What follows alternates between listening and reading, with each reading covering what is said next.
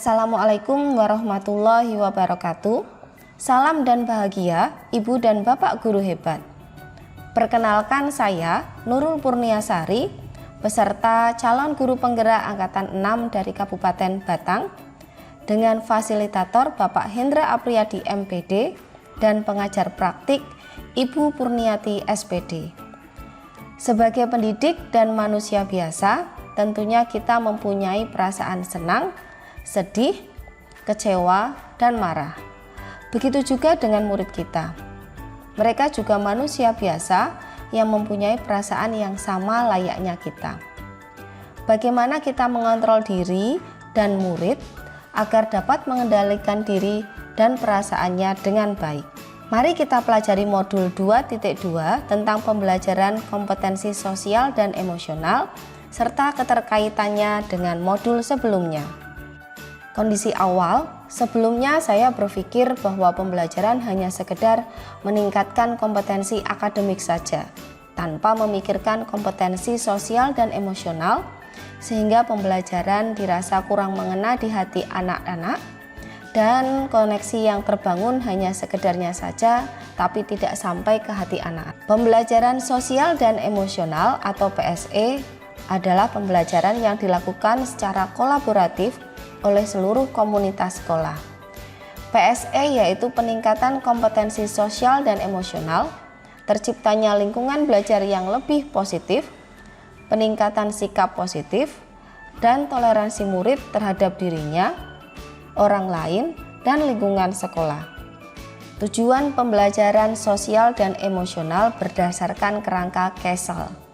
Pembelajaran sosial emosional dapat meningkatkan 5 kompetensi sosial emosional sehingga mendorong perkembangan anak secara positif dengan program yang terkoordinasi antara berbagai pihak dalam komunitas sekolah.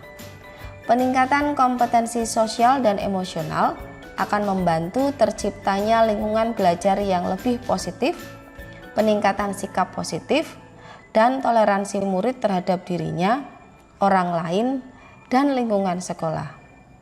Pembelajaran sosial dan emosional juga dapat menghasilkan pencapaian akademik yang lebih baik.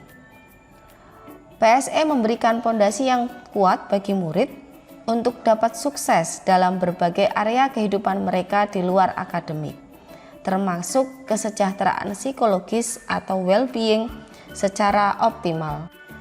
Apa itu well-being? Well-being adalah sebuah kondisi individu yang memiliki sikap yang positif terhadap diri sendiri dan orang lain, dapat membuat keputusan dan mengatur tingkah lakunya sendiri, dapat memenuhi kebutuhan dirinya dengan menciptakan dan mengelola lingkungan dengan baik, memiliki tujuan hidup dan membuat hidup mereka lebih bermakna, serta berusaha mengeksplorasi dan mengembangkan dirinya. Nobel and McGrath menyebutkan bahwa well-being murid yang optimal adalah keadaan emosional yang berkelanjutan atau relatif stabil yang ditandai dengan sikap dan suasana hati yang secara umum positif, relasi yang positif dengan sesama murid dan guru, resiliensi, optimalisasi diri, dan tingkat kepuasan diri yang tinggi berkaitan dengan pengalaman belajar mereka di sekolah. 5 kompetensi sosial dan emosional. 1. Kesadaran diri. 2. Pengelolaan diri. 3. Kesadaran sosial. 4. Keterampilan relasi. 5. Pengambilan keputusan yang bertanggung jawab. Kompetensi sosial dan emosional dapat terwujud apabila sekolah dapat 1. Menciptakan lingkungan belajar yang tepat serta terkoordinasi untuk meningkatkan pembelajaran secara akademik, sosial, dan emosional semua murid. 2. Membangun kemitraan atau kerjasama sekolah, keluarga, komunitas yang baik untuk membentuk lingkungan belajar dan pengalaman yang bercirikan hubungan atau relasi yang saling mempercayai dan berkolaborasi. Ketiga, menyusun kurikulum dan pembelajaran yang jelas dan bermakna dan evaluasi secara berkala. Kaitan dengan standar nasional pendidikan, pembelajaran sosial dan emosional berupaya menciptakan lingkungan dan pengalaman belajar yang menumbuhkan 5 kompetensi sosial dan emosional, yaitu kesadaran diri, manajemen diri, kesadaran sosial, keterampilan berelasi, dan pengambilan keputusan yang bertanggung jawab.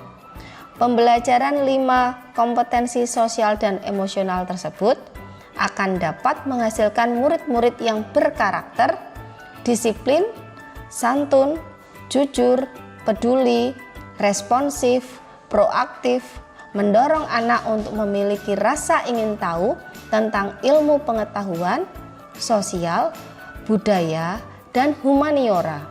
Semua ini selaras dengan standar kompetensi lulusan dan standar isi dalam standar nasional pendidikan. Bagaimana supaya kita dapat mengalami kesadaran penuh? Jawabannya adalah dengan berlatih. Pada prinsipnya, praktik kesadaran penuh merupakan segala aktivitas yang kita lakukan secara sadar. Apapun bentuk aktivitasnya, yang ditekankan adalah perhatian yang diberikan saat melakukan aktivitas tersebut.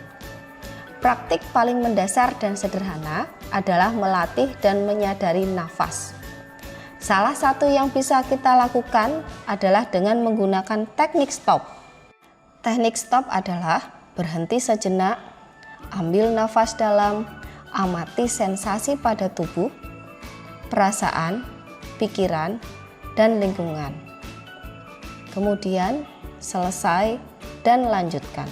Dengan teknik stop ini memicu saraf-saraf parasimpatik untuk memberi signal menenangkan tubuh, memperlambat denyut jantung, menurunkan tekanan darah, mempertajam kekuatan otak bagian atas yang berhubungan dengan fokus, konsentrasi, dan kesadaran penuh sehingga tercipta kondisi well-being. Indikator dalam pembelajaran sosial dan emosional. 1. Pembelajaran eksplisit. 2. Penguatan kompetensi sosial dan emosional pendidik dan tenaga kependidikan di sekolah. 3. Penciptaan iklim dan budaya sekolah. 4. Integrasi dalam praktik mengajar guru dan kurikulum akademik.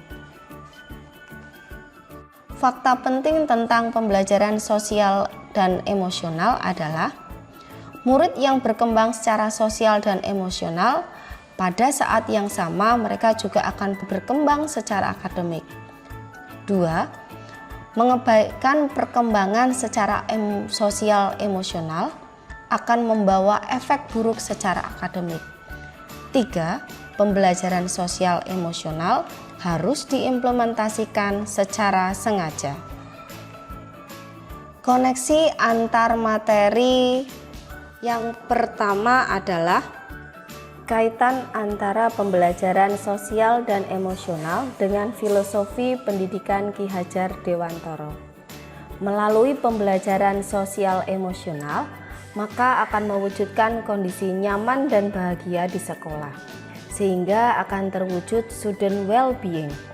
Hal ini sejalan dengan filosofi pendidikan Ki Hajar Dewantara bahwa pendidikan adalah proses menuntun anak dalam belajar dengan segala kodrat agar anak mendapatkan keselamatan dan kebahagiaan setinggi-tingginya sehingga anak merasakan kemerdekaan dalam belajar. Kaitan antara pembelajaran sosial emosional dengan nilai dan peran guru penggerak. Diharapkan guru dapat mewujudkan student well-being melalui pembelajaran sosial emosional yang dibangunnya di dalam kelas dengan murid.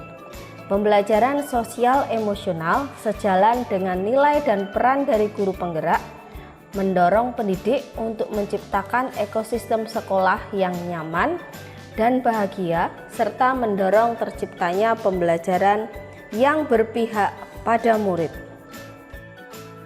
Kaitan pembelajaran sosial emosional dengan visi guru penggerak. bahwa melalui pembelajaran sosial emosional yang diciptakan di sekolah, guru diharapkan dapat mewujudkan visi sekolah, di mana di dalam visi tersebut dijelaskan tidak hanya aspek kompetensi akademik atau pengetahuan saja yang dibangun, akan tetapi mewujudkan ekosistem sekolah yang ramah anak dalam pembelajaran, sehingga menumbuhkan jiwa profil pelajar Pancasila dalam diri siswa. Komponen ramah anak di sini sangat erat kaitannya dengan kompetensi sosial emosional yang akan dibangun. Ramah anak diartikan tidak hanya dipandang dari segi akademik saja, akan tetapi bagaimana menciptakan hubungan atau relasi sosial emosional yang baik dengan seluruh warga sekolah.